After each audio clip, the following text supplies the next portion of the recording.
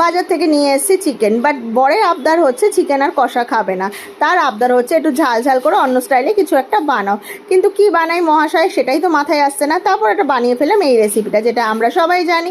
ছোটো ছোটো করে এখানে চিকেনগুলো কেটে নিয়েছি, তারপর একটা ডিম ফাটিয়ে নিলাম, এখানে জিঞ্জার গার্লিক পেস্ট দিয়েছি, ব্ল্যাক পেপার দিয়েছি, আর দিয়েছি একটু সামান্য নুন দিয়ে ভালো করে ম্যারিনেট করে এটা আমি 2 ঘন্টার জন্য পাঠিয়ে দিয়েছি ফ্রিজে।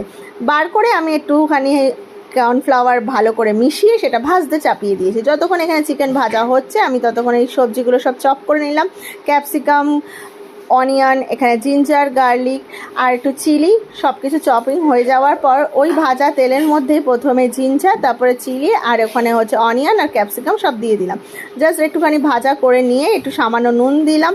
আর ওইখানে ছিল আপনার গার্লিক আর জিঞ্জারের একটু পেস্ট, তা ওই পেস্টটা এবার দিয়ে দিলাম। পেস্টটা দিয়ে ভালো করে নেড়ে চেড়ে সামান্য একটুখানি চিনি দিলাম, দিয়ে আবার নাড়লাম। আর এটা তো আমাদের সবার ঘরে অ্যাভেলেবেল থাকে, সেটা হচ্ছে ভিনিগার, এখানে চিলি সস, ওখানে সোয়া সস, আর এখানে আমি ম্যাগির টমেটো কেচাপ নিয়েছি। ভালো করে সসগুলো মিশিয়ে ব্যাস দিয়ে দিলাম চিকেনগুলো, পকোড়া যেগুলো বানিয়েছিলাম। হয়ে গেল আমাদের চিলি চিকেন রেডি। আমি একটুখানি মাখো মাখো করেছিলাম, তারপর মনে হলো যে না একটুখানি গ্রেভি রাখি, কেন খাবো পরোটা দিয়ে, এটা আজকে রুটি দিয়ে বা ভাত দিয়ে কোনোভাবে ভালো লাগবে না। প্রথমে ভাবা হয়েছিল ফ্রাইড রাইস, তারপর ওটা স্কিপ করে দিয়ে চলে গেলাম সোজা পরোটাতে। আর ওইদিকে কর্তামশাই খুশি হয়ে গেছে যে এইটাই ঝাল ঝাল করে একটা চিলি চিকেন, আর তার সাথে পরোটা পেলে তো কোনোই কথা নেই। তো রাতের ডিনারটা কর্তামশাই এই দিয়ে সারলো, পরোটা আর চিলি চিকেন।